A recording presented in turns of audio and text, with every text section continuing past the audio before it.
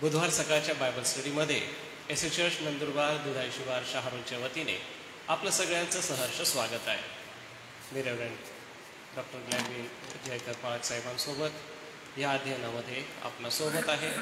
आम्हाला अतिशय आनंद वाटतो, कारण की जानेवारी महिन्यापासून जर आपण आढावा घेतला किंवा थोडंसं आपण मागे जर गेलो तर आपल्यासाठी एस चर्च नंदुरबारने हा सुंदरसा कार्यक्रम अध्ययनाचा आयोजित केला होता. माननीय अध्यक्ष डॉक्टर राजेश वळवी सर यासोबतच संपूर्ण चर्च बोर्ड, स्थानिक मंडळीचे पदाधिकारी आणि पंचमंडळ या सगळ्यांच्या सहकार्याने व अध्यक्षांच्या परवानगीने हे कार्य अतिशय आशीर्वादित रीतीने पूर्ण झालं. ही प्रस्तावना मी आपल्यासाठी यासाठी करीत आहे, कारण की या वर्षाचा हा शेवटला बायबल स्टडीचा तास असणार आहे.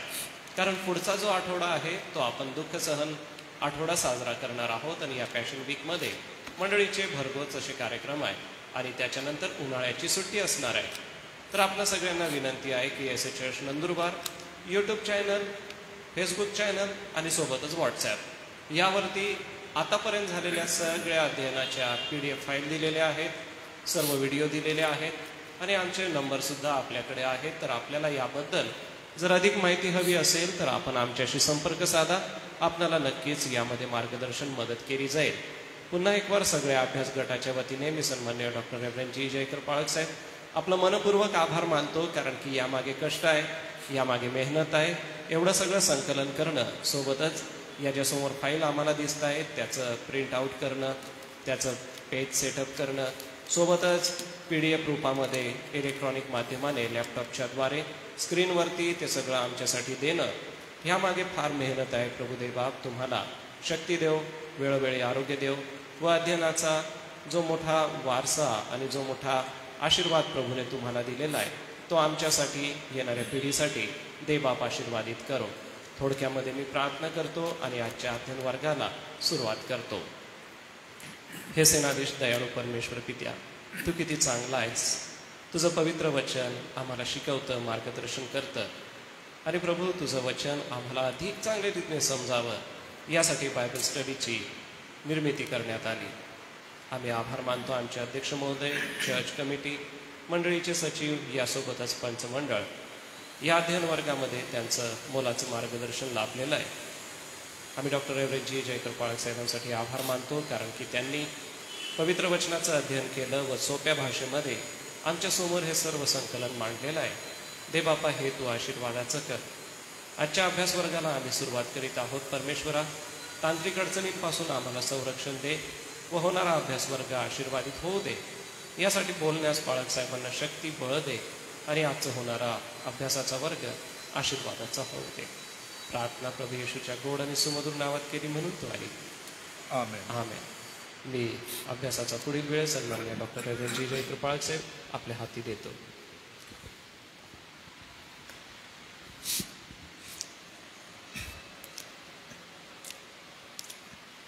आपल्या परमपवित्र परमेश्वराला आता आणि सदा सर्व काळ आपला तारणारा प्रभू येशू ख्रिस्त याच्याद्वारे मान, महिमा आणि गौरव असो. आणि त्याने दिलेल्या पवित्र आत्म्याच्याद्वारे त्याने निवडलेल्या मंडळीला हा परमेश्वर देव चालण्यास आणि येशू ख्रिस्तासाठी सिद्ध होण्यास आपणा सर्वांना तो सहाय्य करो. आजचा तास प्रगटीकरणाचं अध्याय 21 आणि 22 यावर केंद्रित आहे आणि त्यामधून छोट्या छोट्या गोष्टी आपण चित्ररूपाने सुद्धा बघणार आहोत आणि थोडंसं विवरण मी देईन, परंतु वचन मी वाचण्याचा प्रयत्न करीन. सोबत मी काही नोंदी लेखी स्वरूपात देण्यासाठी आणलेल्या आहेत. मी तुम्हाला ते देईन. तुमच्या ज्ञानात भर पडेल अशा छोट्या छोट्या गोष्टी आहेत. तुम्ही त्याचं वाचन, अध्ययन, चिंतन करू शकता. त्याचा वापर तुम्हाला जर मिळाला, समय मिळाला, संधी मिळाली तर तुम्ही त्याचा वापरसुद्धा करू शकता. विशेषतः प्रगटीकरणामध्ये सांख्यिकी जी आहे, संख्याशास्त्र, हे फार मजेदार आहे, पण तितकंच ते किचकट आहे. परंतु या संख्यांना समजण्यासाठी कृपा करून आपली आधुनिक पद्धत वापरू नका. कालगणना जी आधुनिक आहे ती वापरू नका. कारण ज्या काळात हे लिहिण्यात आलं त्या काळामध्ये रोमी कालगणना आहे. विशेषतः त्यानंतर लेखकांनी वापरलेली कालगणना ही यहुदी कालगणना आहे. बऱ्याच गोष्टी ज्या आहेत संख्यांच्या संदर्भात नवीन करारामध्ये त्या समजण्यासाठी आपल्याला यहुदी संकल्पना समजून घ्याव्या लागतात. थोडा हा वेगळा विषय आहे, मोठा विषय आहे, परंतु मी तुम्हाला काही विवरणं दिली आहेत. तुम्ही त्याचं वाचन चिंतन मनन करू शकता. विशेषतः हा आपला प्रगटीकरणाचा शेवटला तास आहे आणि पुष्कळ काही सांगायला पाहिजे आहे, परंतु आता आपल्याला संपवण्याची पण आवश्यकता आहे. ज्यावेळेस जमेल त्यावेळेस आपण काही महत्त्वाचे मुद्दे यामधून घेऊ आणि त्याचं विवरण आपण ऐकण्याचा आणि समजण्याचा प्रयत्न करू.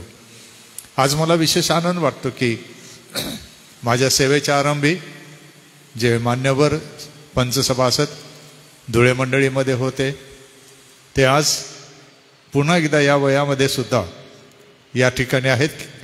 त्यावेळेला मी प्रगटीकरण शिकवलं होतं धुळे मंडळीमध्ये आणि आज ते पुन्हा एकदा या ठिकाणी आहेत. हा एक विशिष्ट योग देवाने या मान्यवरांना दिला आहे आणि मला त्यांच्या सहभागितेचा आनंद मिळाला. त्याबद्दल मी देवाचा धन्यवाद करतो. माझी आशा आहे की त्या स्मरणातील उजळणीमुळे देवबाप त्यांचं मन प्रफुल्लित करो, त्यांच्या प्रार्थना तो ऐको आणि मंडळी देवाच्या राज्यासाठी सिद्ध होवो, हीच एक माझी अपेक्षा आज सकाळी सुद्धा आहे. आपण आपल्या अभ्यासाकडे वळताना मागच्या वेळेस आपण काय पाहिलं होतं की ज्या कोणाचं नाव जीवनाच्या पुस्तकामध्ये सापडलं नाही, 20वा अध्याय प्रगटीकरणाचं 15वं वचन, ज्या कोणाचं नाव जीवनाच्या पुस्तकात लिहिलेलं सापडलं नाही तो अग्नीच्या सरोवरात टाकला गेला. येथे आपण आलो आणि तेथे आपण थांबलो की न्याय सर्वसामान्य पुनरुत्थान आणि न्याय, ज्याला पांढरे सिंहासन किंवा पांढरं राजासन, हा न्याय त्यावेळेला झाला. ज्याला बेटा जजमेंट म्हटलेलं आहे किंवा पांढरे सिंहासन म्हटलेलं आहे, हे फार महत्त्वाचे शब्द या ठिकाणी आहेत आणि त्यांचा अर्थ असा आहे की आता शेवटला न्याय असल्यामुळे यापुढे पुन्हा न्याय होणार नाही आणि 20वा अध्याय या न्यायाने समाप्त होतो. आणि या न्यायासोबत मी सांगितलं तुम्हाला अध्याय 19 आणि अध्याय 20 मध्ये 7 प्रकारचा दंड 7 प्रकारच्या व्यक्ती किंवा विभूतींवर आहे. आणि सुरुवात होते पशुपासून, श्वापदापासून. ते श्वापद धरलं जातं आणि ते श्वापद नंतर त्या अग्निगंधकाच्या सरोवरामध्ये टाकण्यात येतं. अध्याय 19 मध्ये तुम्हाला वाचायला मिळेल, 19-20 मध्ये, की मग श्वापद धरले गेले आणि त्याच्याबरोबर खोटा संदेष्टाही धरला गेला आणि या दोहोंना जळत्या गंधकाच्या अग्निसरोवरात जिवंत टाकण्यात आले. हे दोघं गेले. 20वा अध्याय येतो, सैतान 1000 वर्ष बांधून ठेवला जातो आणि मग ख्रिस्ताचं राज्य येतं आणि मग वचन 20वा अध्याय वचन 10 जेव्हा आपण पाहतो तर ठकविणाऱ्या सैतानाला अग्नी व गंधकाच्या सरोवरात टाकण्यात आले. तेथे ते श्वापद व खोटा संदेष्ट आहे. हा 3रा गट देवाने दंडित केला आणि टाकला. त्यानंतर आपल्याला वाचायला मिळतं की मरण आणि अधोलोक, वचन 13 आणि 14 मध्ये त्याबद्दल उल्लेख आहे. आणि वचन 14 मध्ये मरण आणि अधोलोक यांनाही अग्निगंधकाच्या सरोवरात टाकण्यात आले. अगोदर 3 आहेत, श्वापद, खोटा संदेष्ट आणि नंतर सैतान, त्याचे दूत, हस्तक. त्याच्यानंतर आता मरण आणि अधोलोक यांना पण टाकण्यात आलं. आणि शेवटी होती माणसं ज्यांचं नाव जीवनाच्या पुस्तकात लिहिलेलं सापडलं नाही, त्यांना टाकण्यात आलं. या प्रकारे आता मानवी इतिहासाला समाप्ती झाली असं गृहीत धरायला हरकत नाही. परंतु आता पुढे काय होणार मग? न्याय तर झाला, 7 दंड झाले, आता पुढे काय? देव लेखकाला पुढचे दृष्टांत देतो आणि तो म्हणतो मी पाहिले. परत हा शब्द आला, वारंवार आपल्याला हा शब्द वाचायला मिळतो, मी पाहिले. 21 आणि 22 या 2 अध्यायामध्ये शेवटी योहान प्रेषिताने जे पाहिले आता त्याचं विवरण तो देत आहे. तो म्हणतो मी नवे आकाश आणि नवी पृथ्वी पाहिली. तुम्ही चित्र बघू शकता. पहिले आकाश व पहिली पृथ्वी निघून गेली होती आणि समुद्रही राहिला नाही. तेव्हा मी पवित्र नगरी नवी येरुशलेम देवापासून स्वर्गातून उतरताना पाहिली. ती नवऱ्यासाठी शृंगारलेल्या नवरीप्रमाणे सजवलेली होती. तो म्हणतो मी नवे आकाश नवी पृथ्वी आणि मग नवी नगरी, पवित्र नगरी येरुशलेम शृंगारलेल्या नवरीप्रमाणे सजवलेली मी पाहिली. आणि ती त्याला दिसताना अजून एक गोष्ट घडते. राजासनातून मोठी वाणी आली. ती म्हणाली, पहा देवाचा मंडप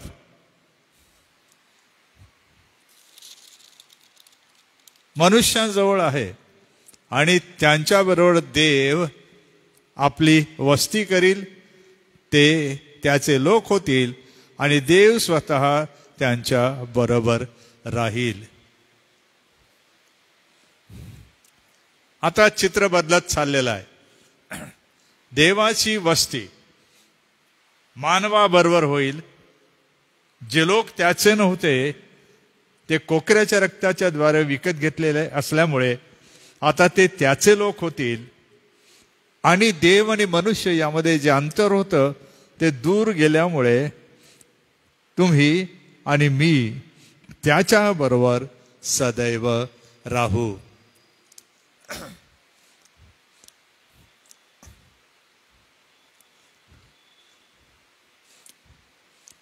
हे आवश्यक आहे समजणं की आता चित्र माणसाचं बदलत आहे. देव आणि मनुष्य पुन्हा एकत्र आलेले आहेत. आणि हे माणसं, देव आणि माणसं पुन्हा एकत्र आले तर आपल्याला आठवतं का की अशी एकच गोष्ट होती पवित्र शास्त्रामध्ये, ज्या वेळेला आपल्याला माहित आहे की देव आणि माणूस एकत्र राहिला, ते होतं एदेनच बाग. देव आणि मनुष्य संगते तेथे होते. पण त्यानंतर आपल्याला दिसतं की पापामुळे दुरावा आला आणि मनुष्य देवापासून दूर गेला. देवाने त्याला दंडित केलं. ही गोष्ट समजणं फार गरजेचं आहे.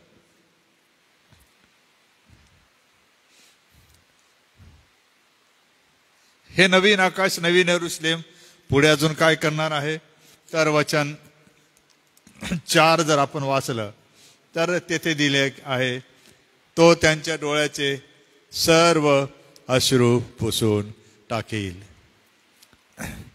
यापुढे मरण नाही, शोक, रडणे व कष्टही नाहीत, कारण पहिल्या गोष्टी होऊन गेल्या. पहिल्या गोष्टी होऊन गेल्या. या पहिल्या गोष्टींनी काय केलं माणसाला? अश्रू ढाळायला लावले. त्याला घाम गाळून जीवन जगायला लावलं. त्याने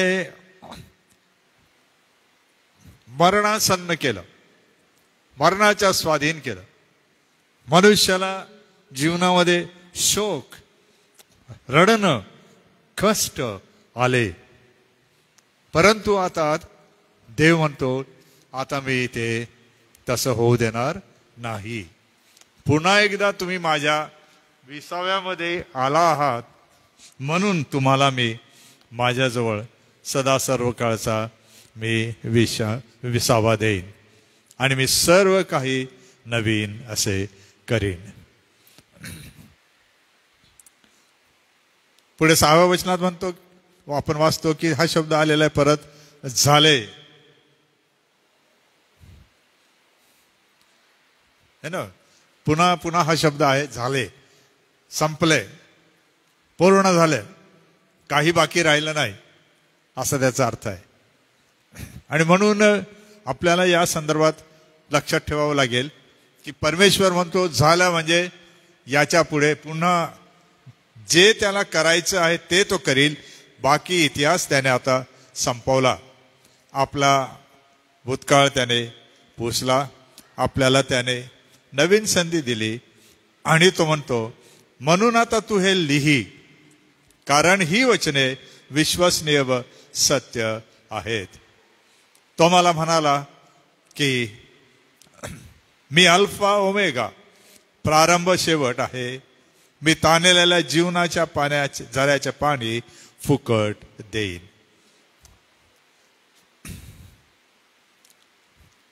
हे आश्वासन देत देव 7व्या वचनामध्ये आपल्याला म्हणतो, मग जर असं जर आहे तर तुम्ही भिवू नका.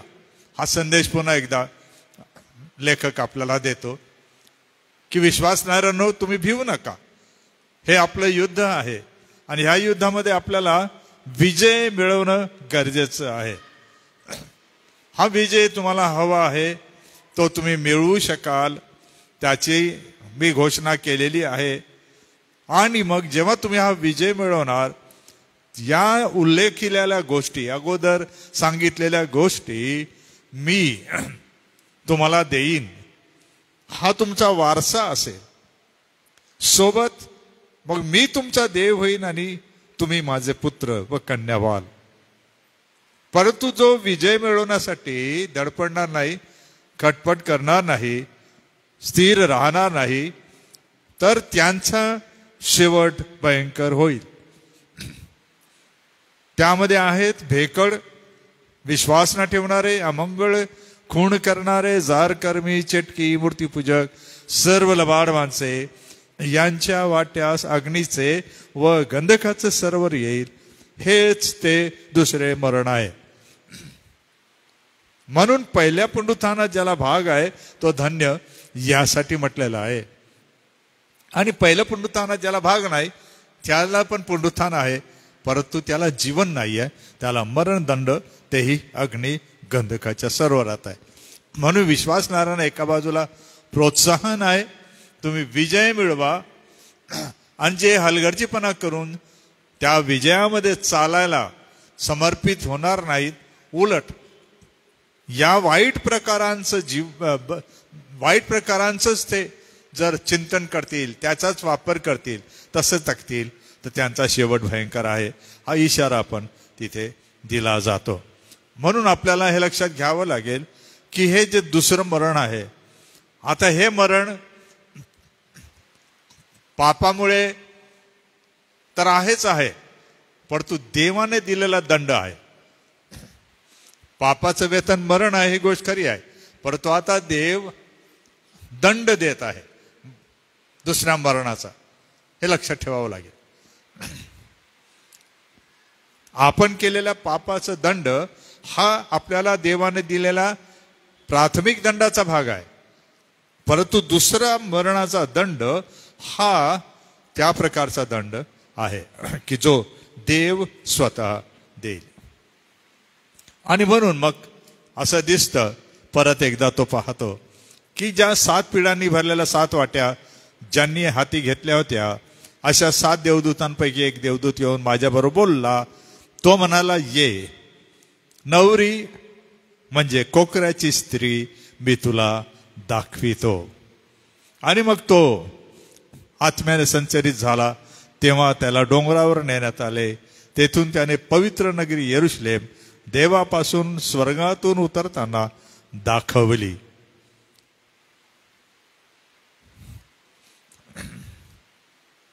आणि तिचं वर्णन मग दिलेलं आहे 11 पासून पुढे 14व्या वचनापर्यंत. किती देवाचे तेज होते, तिची कांती अति मौल्यवान रत्नासारखी होती, स्फटिकाप्रमाणे लखलखणाऱ्या यास्पे खड्यासारखी होती. तिला मोठा उंच तट होता, त्याला 12 वेशी होत्या, आणि वेशींजवळ 12 देवदूत होते. या वेशींवर नावे लिहिलेली होती. ती इस्रायलाच्या संतांच्या 12 वंशांची होती. पूर्वेकडे 3 वेशी, उत्तरेकडे 3, दक्षिणेकडे 3, पश्चिमेकडे 3 वेशी होत्या. नगरीच्या तटाला 12 पाये होते व त्यावर कोकऱ्याच्या 12 प्रेषितांची नावे होती. ही जी नगरी उतरली किंवा ही जी स्त्री आहे, कोकऱ्याची स्त्री म्हणजे मंडळी, हिचं वैशिष्ट्य काय आहे ते वचन 14 आहे की तिचे जे पाये 12 आहेत ते प्रेषितांच्या 12 नावांचे पाय आहेत. असं कशाला? त्याचं कारण हे आहे की प्रेषितांचं शिक्षण, संदेष्टांचं शिक्षण याच्या आधारावर मंडळी ही सज्ज झाली, म्हणून ही नटवली गेली, म्हणून ही 11-12 वचनामध्ये लिहिल्याप्रमाणे अशी कांतिमान आणि स्फटिकाप्रमाणे लखलखणारी अतिशय प्रतिभा संपन्न अशी झाली. कशामुळे? तर त्यांचा पाया प्रेषितांच्या शिक्षणावर आधारलेला होता.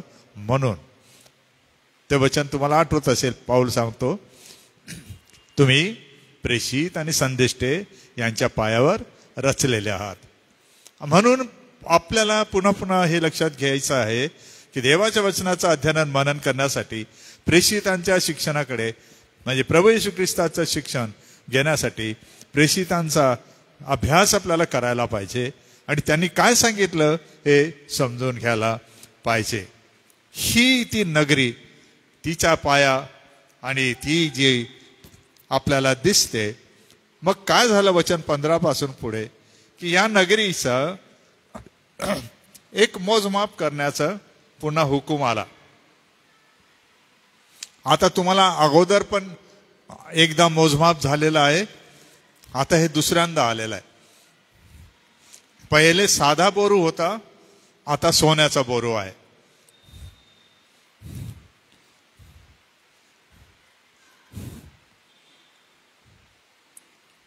असं का बरं असेल? साधा बोरू आणि सोन्याचा बोरू हा फरक का पडला? आता मंडळीचं चित्र आहे, ती दैवी योजना आहे, ती सुवर्णमय आहे, मूल्यवान आहे आणि त्यामुळे देव तिचा सन्मान करतो आणि तो सोन्याचा बोरू घेतो आणि तिची मोजमाप करायला आज्ञा होते. आणि ते तुम्ही मोजमाप बघाल तर फारच मजेदार आहे. मी त्याबद्दल जास्त बोलत नाही कारण तो एक वेगळा विषय आहे. 17 ते 21 मध्ये ह्याचं पूर्ण वर्णन आहे आणि लांबी रुंदी सारखीच आहे. आणि तुम्हाला मी हवं तर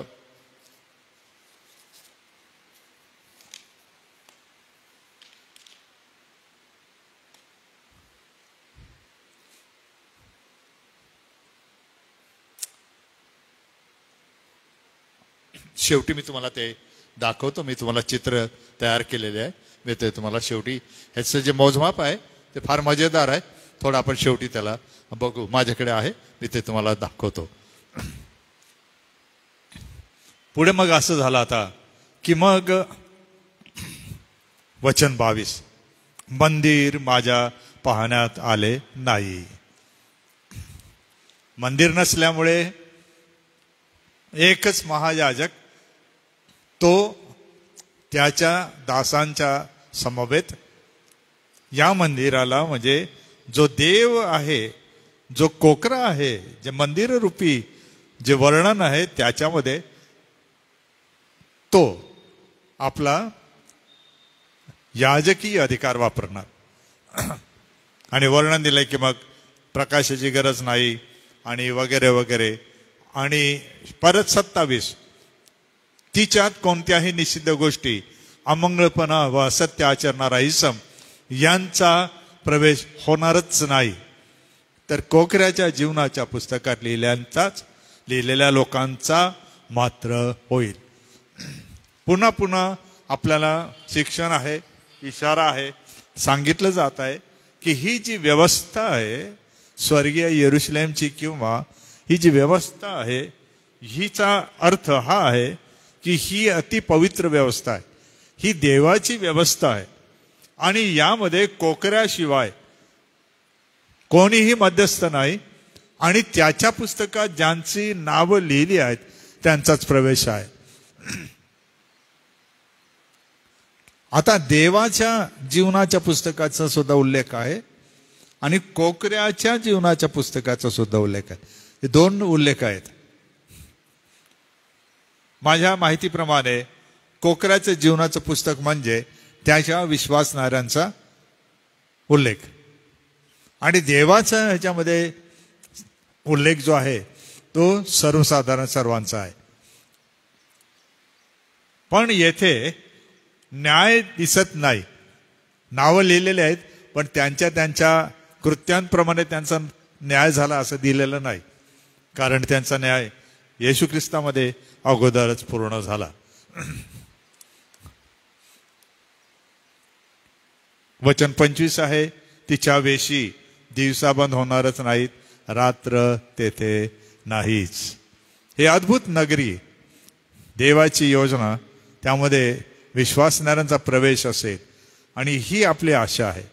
आणि म्हणून अशा प्रकारे जेव्हा देवाने आपल्याला दिलं आहे, ही संधी दिली आहे, आपल्याला विश्वास ठेवण्याची गरज आहे की आपलं नाव कोकऱ्याच्या जीवनाच्या पुस्तकात, म्हणजे आपण प्रभू येशू ख्रिस्तावर, त्याच्या वधस्तंभावरील बलिदानावर, त्याने दिलेल्या मोबदल्याच्या खंडणीच्या किंमतीवर, पाप आणि अपराधांच्या दिलेल्या क्षमेवर, त्याने देऊ केलेल्या नीतिमत्वावर, त्याने दिलेल्या पवित्र आत्म्याच्या द्वारे त्याच्या फळ आणि दानांवर आपण विश्वास ठेवणारे लोक आहोत आणि त्यावर आपला विश्वास सतत राहणं गरजेचं आहे.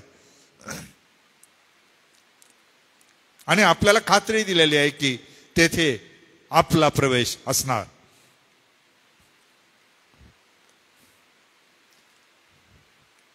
आणि ते सांगून मग हा अध्याय संपतो आणि मग आपल्याला 22व्या अध्यायामध्ये जेव्हा आपण येतो तर पहिल्या वचनात असं म्हटलेलं आहे की नंतर त्याने देवाच्या व कोकऱ्याच्या राजासनातून निघालेली नगरीच्या मार्गांवरून वाहणारी जीवनाच्या पाण्याची स्फटिकासारखी नितळ नदी मला दाखविली. पुन्हा एकदा एका नदीचा उल्लेख येथे आहे आणि ही जीवनाच्या पाण्याची आहे, स्फटिकासारखी नितळ आहे. हिच्या दोन्ही बाजूला 12 जातीचे फळ देणारे जीवनाचे झाड आहे, वगैरे वगैरे आपल्याला त्याचा उल्लेख वाचायला मिळतो. आणि 4थ्या वचनामध्ये आल्यावर ते जे लोक आहे जे तेथे राहणार, त्या ठिकाणी काहीही शापित असणार नाही, तर या नगरीमध्ये, त्या लोकांमध्ये देवाचे व कोकऱ्याचे राजासन असेल. आता येथे 2 आसनांचा उल्लेख परत येतोय. आता देवाचं राजासन आलं आहे, आता कोकऱ्याचं पण राजासन आलेलं आहे. पण आश्चर्य आहे की परत एकदा राजासन तर आहे ज्याच्यावर देव बसलेला आहे, पण कोकऱ्याच्या राजासनावर प्रभू येशू ख्रिस्त बसला आहे का?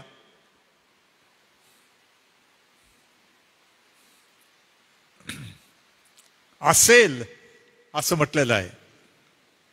हे राजासन असेल. राज्याभिषेक झाला का प्रभू येशू ख्रिस्ताचा? लेखक अजून काही सांगत नाही, हे लक्षात घ्या.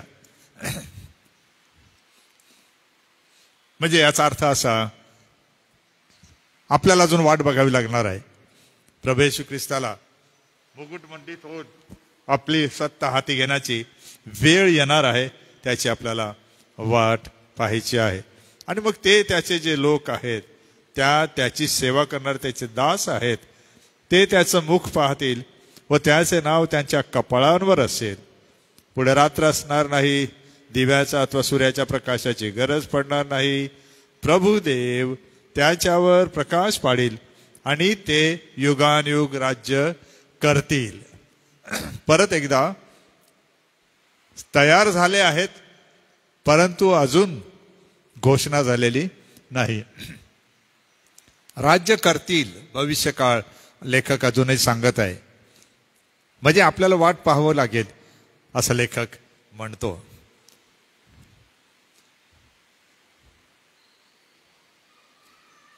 आणि मग शेवटी जेव्हा आपण येतो तो म्हणतो की मग आता तो मला म्हणाला, ही वचने विश्वसनीय व सत्य आहेत आणि संदेश त्यांच्या आत्म्यांचा देव जो प्रभू त्याने ज्या गोष्टी लवकर घडून आल्या पाहिजेत त्या गोष्टी आपल्या दासांना कळविण्यासाठी आपल्या दूताला पाठवले आहे. पहा मी लवकर येतो. या पुस्तकातील संदेश वचने पाळणारा तो धन्य. या पुस्तकातील वचने संदेश वचने पाळणारा तो धन्य. पुन्हा एकदा पहिल्या अध्यायामध्ये दिलेलं अभिवचन होतं की जे वाचतात, ऐकतात, पालन करतात ते धन्य. आणि आता पुन्हा एकदा ही धन्यता दिली. या प्रकारे 21 अध्याय सांगितल्यानंतर त्याच्यातला बोध घेतल्यावर त्याप्रमाणे वर्तन करण्यासाठी आपण तयार व्हावं आणि त्यांचं पालन आपण करावं, म्हणून ही संदेश वचने आपल्याला देण्यात आलेली आहेत. असा या प्रकारे या संदेशाच्या ग्रंथाचा शेवट होतो.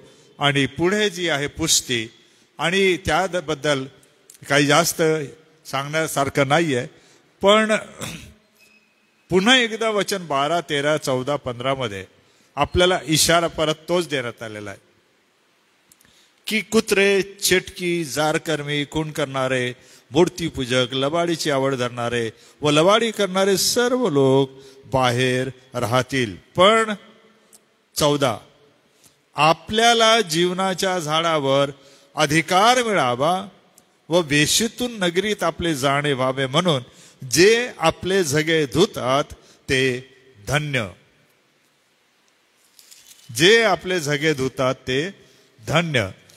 आणि आपल्याला अगोदर सुद्धा असाच इशारा दिला अध्याय 16 आणि वचन 15 मध्ये की पहा, जसा चोर येतो तसाच मी येईन. आपण नग्न असे चालू नये व आपली लाज लोकात दिसू नये म्हणून जो जागृत राहतो व आपली वस्त्र राखितो तो धन्य. पुन्हा एकदा याबद्दल सांगण्यात आलं की जो आपले वस्त्र राखतो तो धन्य. कारण आपल्याला हे वस्त्र जे देण्यात आलेले आहेत ती फार महत्वाची आहे आणि ती नीतिमत्वाची वस्त्र आहेत. आणि ही नीतिमत्वाची वस्त्रे आपल्याला काय शिकवतात की आपण त्या नीतिमत्वाचं जीवन जे प्रभू येशू ख्रिस्ताच्या द्वारे आपल्याला देण्यात आलेलं आहे ते जीवन आपण जगावं. मंडळीला जे वस्त्र दिलेलं आहे ते तेजस्वी, शुद्ध असं तागाचं तलम वस्त्र दिलेलं आहे. ते तागाचं तलम वस्त्र म्हणजे पवित्र जनांची नीतिकृत्ये आहेत. 19वा अध्याय वचन 7 आणि 8 मध्ये तुम्हाला वाचायला मिळतं. म्हणजे शोभायमान होणारी किंवा असणारी मंडळी ही नीतिकृत्य करणारी मंडळी असं त्याचा अर्थ आहे. आणि नीतिकृत्य म्हणजे मंडळी त्या कृत्यांच्या द्वारे आपल्या स्वतःला सजवते. ही सजवलेली मंडळी पुढे आपल्याला दिसते की देवदूत त्याला सांगतो योहानाला की ही जी स्त्री आहे तिला तू बघ, ती आता तयार झालेली आहे. तिने वस्त्र घेतलेले आहेत, व्यवस्थित सजवलेलं आहे. तिची कांती कशी आहे ते बघ. वचन 9 पासून 21व्या अध्यायामध्ये तुम्हाला ते दिसतं की तो म्हणतो तिने आपल्याला सजवलं आहे. आणि ह्या सजवण्यामध्ये नीतिकृत्य करण्यासाठी प्रेषित आणि संदेश त्यांच्या शिक्षणाचा पाया असणं गरजेचं आहे असा त्याचा अर्थ आहे. म्हणून असा दिवस लवकर येणार आहे म्हणून आपली प्रार्थना असावी जी इथे पण केलेली प्रार्थना आहे की या गोष्टीविषयी तुम्हाला साक्ष देण्याकरिता मी येशूने आपल्या दूताला मंडळांकरिता पाठविले आहे. मी दाविदाचा अंकुर आहे व त्याचे संतानही आहे. मी पहाडचा तेजस्वी तारा आहे. एक अद्भुत अलौकिक असं हे वचन देवाने आपल्याला दिलं आहे की तुम्हाला प्रवेश मिळेल. त्या नगरीतून एक प्रवाह वाहतोय नदीचा. त्या नदीच्या भोवती झाड आहे, ज्याला जीवनाचं फळ देणारं झाड आहे. त्याचा उपयोग आपल्याला होणार आहे. परंतु ह्या व्यतिरिक्त आपल्याला लक्षात घ्यावं लागेल, हा जो सांगणार आहे तो दाविदाचा अंकुर, त्याचे संतानही आहे, पहाडचा तेजस्वी तारा सुद्धा आहे. मग असं जर आहे तर आपल्याला लक्षात येत आहे का की तारा दिसतोय का? कधी पण सकाळी उठल्यावर पहिले खेड्यांमध्ये पण जेव्हा मी इतके वर्ष राहिलो, सकाळचा तो तारा दिसला तर निश्चित वाटायचं आता पहाट होणार आहे. खूण दिली होई ती. तुम्ही काय बघता? विशेषतः प्रभू येशू ख्रिस्ताचं मंडळीला घेण्यासाठी होणारं आगमन आहे, त्याच्यासाठी तुम्ही कोणती खूण धरली आहे हे फार महत्वाचं आहे. निसर्गाच्या खुणा आपल्याला निसर्गाबद्दल शाश्वती देतात की असं घडणार. त्याच प्रकारे आपल्याला आध्यात्मिक जीवनामध्ये सुद्धा काही खुणा बाळगायच्या आहेत आणि त्यापैकी प्रभू येशू ख्रिस्ताच्या द्वारे मिळालेलं नीतिमत्व यांनी आपण स्वतःला आणि मंडळीला सजवायचं आहे, असा त्याचा अर्थ आहे. म्हणून देव करो आपल्या सर्वांना आधार देव, आपल्याला तो शिक्षण देव, आपल्याला पवित्र आत्म्याचं सामर्थ्य देव आणि पुढे तो आपल्या राज्यासाठी तुमचा आणि माझा उपयोग करून घेऊ. येथे मी थांबतो. तुम्हाला 1 मिनिट मी तुम्हाला हे दाखवून देतो की ते नगरी जी आहे त्या नगरीसाठी जे वर्णन केलं होतं त्याचं डायमेन्शन म्हणजे त्याचं क्षेत्रफळ ते बघण्यासारखं आहे. हे ते चित्र आहे की साधारणपणे 1500 मैल ते 1500 मैल ते 1500 मैल 1500 किलोमीटर किंवा अच्छा बरोबर मैल लांबी रुंदी आणि सुमारे 19 लाख चौरस. आणि त्याची तुलना एका शास्त्रज्ञाने येथे केली की पृथ्वीला 7920 मैल याचा परिघ आहे, तर नवीन यरुशलेमला 7,92,00,000 चौरस फुटाचा परिघ आहे. तसंच यहेजकेलाने सांगितलेला त्या शहराला 7,920 फुटांचा तो परिघ आहे. ही संख्या लक्षात आली असेल तुमच्या 7,920 7,920 7,920. आणि त्यांचं टोटल त्यांनी गणितीकरण केलं तर साधारणपणे पृथ्वीचं क्षेत्रफळ 31,680 आहे, जेव्हा की नव्या यरुशलेमचं 3,16,80,000 फूट आहे, जेव्हा की यहेजकेलने वर्णन केलेलं आहे 31,680. जुन्या कराराचं आणि नवीन कराराचं जर वर्णन बघितलं, तुलना केली तर काय फरक आहे? चित्र बघितल्यावर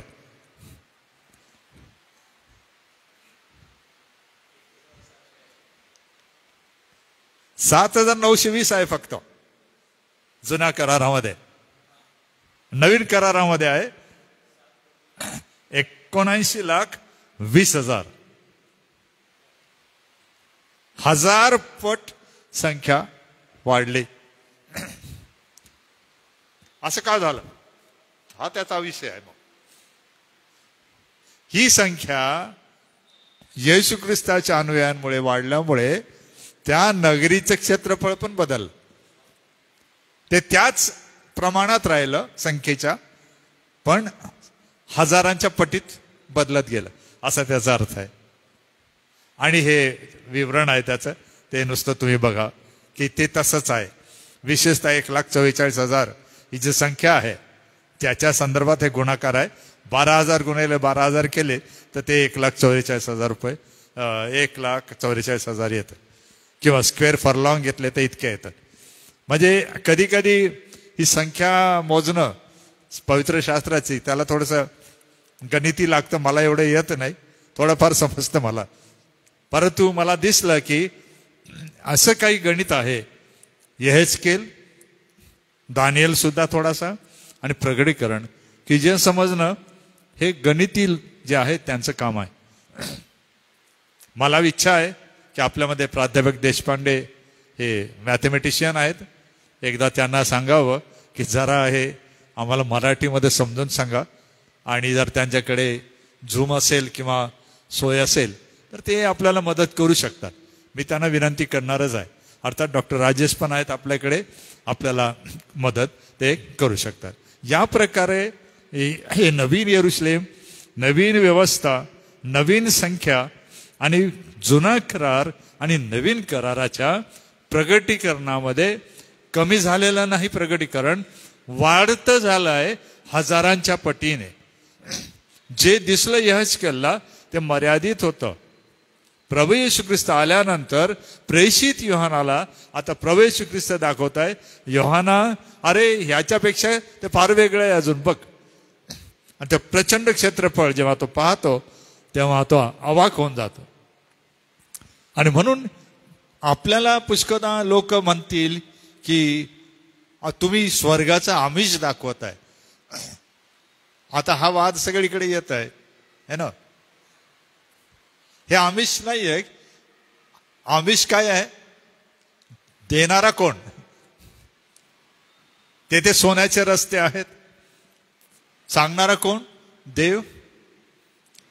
तिथे जीवनाचं फळ देणारं झाड आहे. सांगणारा कोण? देव.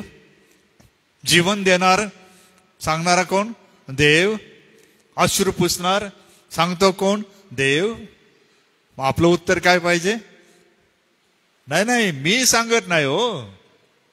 मी कशाला आमिष देऊ? मीच मरणार आहे, मीच पापी, माझ्यावर दया झाली. आणि मला लक्षात आलं आहे की या जगापलीकडे जग आहे. या जगापलीकडे एक देव आहे जो त्याच्या राजासनावर आहे आणि त्याने सांगितलं आहे. मी सांगत नाही. माझा विश्वास आहे, तुम्ही ठेवा नका ठेव, पण माझा विश्वास आहे असं आहे. मग तुम्हाला मिळेल का? तर त्याची शाश्वती आपल्याला माहीत नाही. का बरं? कारण आपण अजून तेथे गेलेलो नाही. आणि म्हणूनच विश्वासामध्ये दृढ राहणे ह्याची फार या काळामध्ये गरज आहे.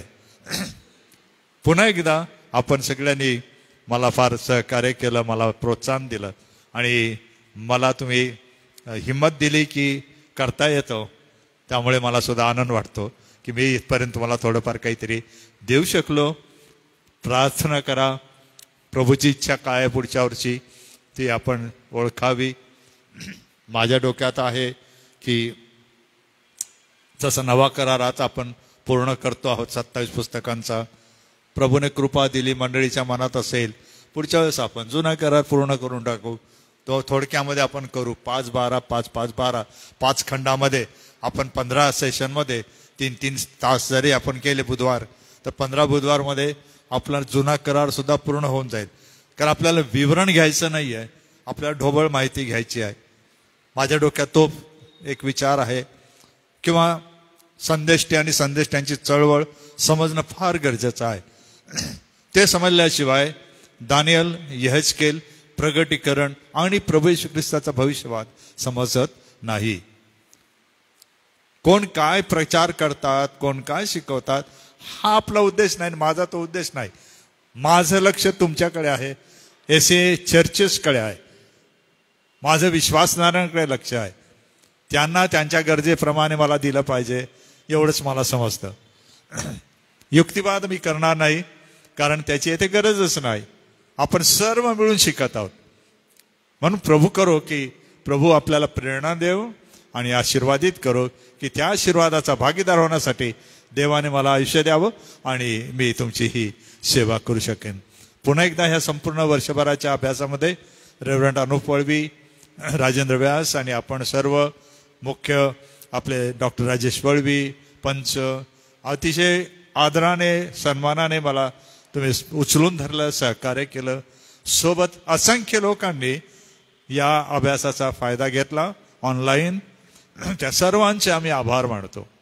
देव तुम्हाला सहाय्य करो आणि याचा उपयोग करण्यास आणि तुम्हाला तुमच्या विश्वासात दृढ करण्यास प्रभू परमेश्वर देव लागणारी कृपा, आरोग्य आणि बळ तुम्हाला पुरवो. Thank you very much. मी परमेश्वर पित्याला खूप खूप धन्यवाद देतो. डॉक्टर रेव्हरंड जी जयकर पाळक साहेब, आपला मनपूर्वक आभार मानतो. प्रियजन हो, प्रगटीकरण इतक्या सोप्या भाषेत शिकवणं, समजावणं फार महत्त्वाचं होतं. माझा विश्वास आहे की जर आपण ही संपूर्ण शृंखला नीट पाहिली, एका बैठकीमध्ये जर ह्याचे सर्व व्हिडिओ आपण पाहिले, तर या सगळ्या गोष्टी अगदी चित्ररूपाने आपल्या नजरेसमोर येतील. जे सुंदर PPT आणि ज्या स्लाइड्स आपल्याला दाखवण्यात आल्या, या सर्व स्लाइड्सच्या द्वारे आपल्या विचारांना चांगली प्रेरणा मिळेल. यामागे कष्ट आहेत, मेहनत आहे. मी जसं अगोदरच म्हटलं की वाचन पुष्कळ आहे. मी पाळक साहेबांचं पुन्हा एक वार अभ्यास गटाच्या वतीने मनपूर्वक आभार मानतो, कारण की पाळक साहेबांनी हे सर्व संकलन तुम्हाला आणि मला दिलं. एवढंच नव्हे तर PDF फाईल आपल्याला देण्यात आलेल्या आहे आपल्या व्हॉट्सॲपवरती. त्या आपण झेरॉक्स काढा. तारखेप्रमाणे जर त्या लावल्या तर एक सुंदरसा बंच प्रगटीकरणाचा आपला तयार होईल. एवढंच नव्हे तर पौलाची जी पत्र आहे, त्या पौलाच्या पत्रांनाही जर आपण एका रांगेमध्ये व्यवस्थित लावलं तर आपला नवीन कराराचा ऑलमोस्ट पूर्ण सर्वे हा पूर्ण होईल. सोबतच आजच्या अध्ययनाच्या प्रिंटआउट माझ्याकडे आहे. जमलेल्या वडील मंडळाला मी त्या देणार आहेत व जे ऑनलाईन बघत आहात आपणाला ते PDF रूपामध्ये आपल्या व्हॉट्सॲपवर देण्यात येईल. पुन्हा एक वार एस चर्चसाठी एस चर्च अध्यक्ष डॉक्टर राजेश पळवी सर, संपूर्ण चर्च कमिटी, सन्माननीय सचिव श्री PD लवणे साहेब, यासोबतच स्थानिक मंडळीचे पंच व या ठिकाणी वेळोवेळी मदत करणारे आपल्या मंडळीतले सर्व सन्माननीय पंचगण, सगळ्यांचं प्रभूमध्ये मी आभार मानतो. श्री राजेंद्र व्यास आहेत, सोबतच श्री प्रेमानंद लवणे आहेत, सोबतच रेव्हरेंड लोंढे साहेब या ठिकाणी उपस्थित आहेत, सोबतच रेव्हरेंड विश्वास पाडवी आहेत, रेव्हरेंड JH पठारे पाळक साहेब आहेत, रेव्हरेंड LP वळवी पाळक साहेब आहेत, मास्टर राजीव मार्गे आहेत. या सगळ्यांनी या ठिकाणी जी गौरवी सेवा केली, रेव्हरेंड सॅमसन जयकर आहेत, या सर्वांचं मी मनपूर्वक आभार मानतो, कारण की या ठिकाणाची सेवा आपल्या सहकार्याने सिद्धीस गेलेली आहे. प्रभुदेव बाप आपल्या प्रत्येकाचं जीवन व मंडळी प्रती करीत असलेली सेवा आशीर्वादाची करो. पुन्हा एक वार पाळक साहेब, आपलं मनपूर्वक अभ्यास गटाच्या वतीने व जे ऑनलाईन बघत आहे त्यांच्या वतीने मी आपलं मनपूर्वक आभार मानतो. समारोप आपण करूया. समारोपासाठी मी सन्माननीय सचिव श्री PD लवणे साहेब आपणाला विनंती करेन, कृपया आपण पुढे या. एक आभाराची आणि संपूर्ण या वर्षभरामध्ये जे अध्ययन झालं त्यासाठी आपण आभाराची प्रार्थना करा. मग आपण प्रभूची प्रार्थना म्हणू. आणि डॉक्टर रेव्हरंड जी जयकर पाळक साहेब, आपणाला विनंती असणार आहे की आपण आम्हाला आशीर्वाद.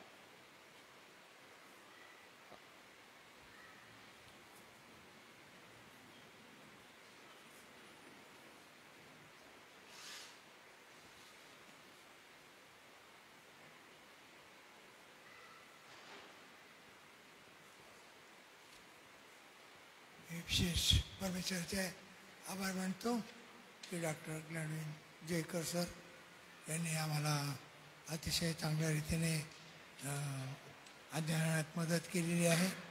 नवा कराराच्या वेळेस पण त्यांनी अतिशय चांगल्या रीतीने आम्हाला मार्गदर्शन केलं. मी त्याबद्दल आणि आता प्रगटीकरणाच्या बाबतीत पण जो धावता आढावा घेण्यात आलेला आहे त्याच्याबद्दल पण मी त्यांचे आभार मानतो. आणि धुळ्याला असताना सुद्धा त्यांनी अगदी सखोल रीतीने त्याचं अध्ययन केलं होतं, पण आता वेळेच्या अभावी थोडंसं धावतं झालेलं आहे आणि तरी आम्हाला त्यात समजलं आहे. त्याबद्दल आम्ही प्रभूचे आभार मानतो. आणि प्रगटीकरण हा विषय खरोखर आवडता पण आहे, तो पण शिकण्यासाठी पण कठीण आहे आणि त्यासाठी मार्गदर्शनाची फारच गरज आहे की मार्गदर्शनाशिवाय कोणती गोष्ट होत नाही. आणि परमेश्वराने आम्हाला मार्गदर्शन दिलं त्याबद्दल परमेश्वराचे आम्ही आभार मानतो. आणि देवाची स्तुती करतो की या अध्ययनाच्या द्वारे दररोज आम्हाला परमेश्वराने मार्गदर्शन केलं आणि जो आशीर्वाद दिला तो अनमोल होता. आणि त्याचबरोबर मी अनुप पाळकांचे पण खूप आभार मानतो. त्यांनी पण या वर्षभरामध्ये त्यांनी बरेच कष्ट घेतले, सहाय्य केलं.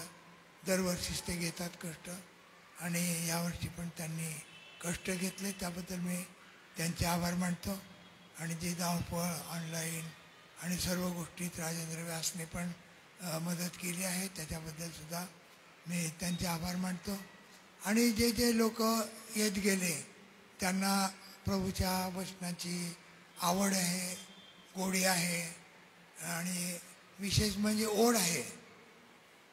जे आमचे सर्वजण आहेत की जे दररोज प्रार्थनेला येतात आणि देवाची स्तुती करतात, गौरव करतात, आणि चांगल्या रीतीने ज्यांच्याकडे जे जे विषय दिले आहेत ते सर्व विषय त्यांनी चांगल्या रीतीने पूर्ण केलेले आहेत. आणि हा संपूर्ण वर्ष आम्हाला गेलेलं वर्ष आशीर्वादित झालेलं आहे. आमच्या प्रार्थना आणि त्याचप्रमाणे देवाचं वचन आमच्या अंतःकरणाशी भिडलेलं आहे. आणि हे अनमोल वचन आहे. त्या वचनाला म्हणजे कोणत्याही प्रकारचं आम्ही काहीच हे करू शकत नाही. तर ते इतकं पवित्र वचन आहे की जे दररोज आणि दररोज आम्हाला वेगवेगळ्या पद्धतीने, एक जरी विषय असला तर वेगळ्या पद्धतीने आम्हाला परमेश्वर आशीर्वाद देतो. आणि त्या आशीर्वादात आम्हाला खरोखरच परमेश्वर खूप आम्हाला त्याने खूप आशीर्वाद दिला वर्षभरात. त्याबद्दल मी अध्यक्षांचे पण आणि सर्व कार्यकारी कमिटीचे आम्ही आभार मानतो. आणि देवाचे विशेष करून आभार मानतो. परत एक बार डॉक्टर ग्लॅडविन पाळक साहेब यांचे आभार मानतो. तू त्यांचं सहाय्य केलेलं आहेस देवाने, त्यांना सुखी ठेवलेलं आहेस. इथून पुढे पण परमेश्वर त्यांना सुखी ठेव आणि त्यांना निरोगी ठेव. आणि मी देवाचे आभार मानतो की त्यांनी आम्हाला जे दिलेलं आहे त्याबद्दल आम्ही देवाचे आभार मानतो आणि त्यांचे पण आभार मानतो. आपण प्रार्थना करू. हे माझ्या पवित्र पवित्र पवित्र परमेश्वरा, तुझ्या नावाला धन्यवाद असो, तुझी स्तुती असो, तुला गौरव असो. तो आमचा प्रभू आहे. आमची शरीराची काळजी घेतो, त्याचप्रमाणे आमच्या आध्यात्मिक जीवनाची पण तू काळजी घेतो प्रभू. आम्हाला असं भूकं राहू देत नाही. तर तुझ्या भक्तांच्या द्वारे पवित्र वचनात तू आमच्याशी बोलतो. तुझं वचन आमच्याशी बोलतो प्रभू. आणि वचन पवित्र वचन इतकं पवित्र आहे, इतकं पवित्र आहे की त्याच्या पवित्रतेच्या पुढे आम्ही दिपून जातो. पवित्र वंशरा, तुझं हे वचन इतकं पवित्र आहे की पवित्र वंशरा आम्हाला सदोदित शुद्ध करत राहतं. आणि पवित्र वंशरा, आम्ही तर खरोखरच पापी आहोत. आमच्याकडनं नेहमीच पाप होतात. आणि पवित्र वंशरा, शुद्धीकरणाचं काम पवित्र वंशरा त्या उष्णाच्या द्वारे तू आमच्याशी करतोस. पवित्र वंशरा, आम्ही तुझ्या नावाला खरोखर धन्यवाद देतो, तुझी स्तुती करतो. पवित्र वंशरा, आम्हाला अशीच वचनाची गोडी लागू दे. असंच आम्ही वचन अनुवचन पवित्र ग्रहण करण्यासाठी पवित्र वंशरा आम्हाला शक्ती दे, तू सहाय्य दे. पवित्र वंशरा, तुझी कृपा आम्हाला विपुलतेने पुरव. या तुझ्या वचनाप्रमाणे चालण्याची शक्ती विशेष करून आमच्या मध्ये दे देवा. आमचे पवित्र वंशरा अंतःकरण सदोदित पवित्र वंशरा तुझ्या वचनाच्या ओढीने ओढले जाऊ दे देवा. आणि पवित्र वंशरा तुझ्या भक्ताच्या द्वारे पवित्र वंशरा आणि पवित्र वंशरा विशेष करून ग्लॅडविन पाळक साहेबांनी जे बुधवारचे वर्ग घेतले आहेत पवित्र वंशरा, त्याबद्दलही आम्ही तुझ्या नावाला धन्यवाद देतो. त्यांचं तू सहाय्य कर. त्यांच्या लेकराबाळांवरती, कुटुंबावरती विपुलतेचा आशीर्वाद पाठव. आमचे पाळक साहेब अनुप पाळक साहेब यांनी पण खूप कष्ट घेतलेले आहे प्रभू. ऑनलाईनची सेवा त्यांनी केलेली आहे पवित्र वंशरा. आणि सदोदित ते करत आहेत. सकाळी वचन ते पुरवत आहेत. आणि प्रत्येक वेळेस मंडळीसाठी वचनासाठी ते झटत आहे. त्याबद्दलसुद्धा आम्ही तुझ्या नावाला धन्यवाद देतो. तू त्यांचं सहाय्य कर. त्यांच्या लेकरा बाळावर तुझा विपुलतेचा आशीर्वाद पाठव. आमचे अध्यक्ष आहे ते आम्हाला जे मार्गदर्शन करतात आणि पवित्र वंशरात जे आयोजन करतात पवित्र वंशरात, त्याबद्दलही आम्ही तुझ्या नावाला खरोखर धन्यवाद देतो, तुझी स्तुती करतो की पवित्र वंशरा खरोखर पवित्र वंशरा ते आमचे आध्यात्मिक भूक भागवण्यासाठी अनेक गोष्टी करतात. पवित्र वंशरा ते उचलण्याचं काम फक्त आमचं आहे. पवित्र वंशरा ते घेणं आमचं काम आहे पवित्र वंशरा. आणि म्हणून पवित्र वंशरा जी आम्हाला संधी मिळालेली आहे त्याच्याबद्दल आम्ही आभार मानून त्या संधीचा आम्ही प्रत्येक क्षणामध्ये उपभोग घ्यावा म्हणून तू आम्हाला विशेष करून सहाय्य कर. त्या प्रकारचं अंतःकरण आम्हाला दे आणि पवित्रमशरा या सर्व उत्कृष्ट वचनाबद्दल, आम्हाला मिळालेल्या उत्कृष्ट वचनाबद्दल, त्याचं मार्गदर्शनाबद्दल आणि पवित्रमशरा त्या वचनाबद्दल जे आम्ही सदोदित ऐकलं आहे पवित्रमशरा, त्या पद्धतीने चालण्यासाठी पवित्रमशरा आम्हाला तुझं मार्गदर्शन दे. आम्ही जे लिखाण केलेलं आहे ते सदोदित आम्ही आमच्या वाचनात ठेवावं, स्मरणात ठेवावं आणि त्याप्रमाणे आम्ही आमच्या जीवनाचं आयोजन करावं. आणि पवित्रमशरा तुझ्या मार्गात चालून पवित्रमशरा तुझा हात धरून पवित्रमशरा चालावं म्हणून आम्ही तुझ्याजवळ विनंती करतो. पवित्रमशरा जे वचन तू आम्हाला दिलं त्याबद्दल आम्ही तुझे आभार मानतो. येशूच्या गोड आणि प्रिय नावाने मागतो म्हणून तू ऐक. आमेन.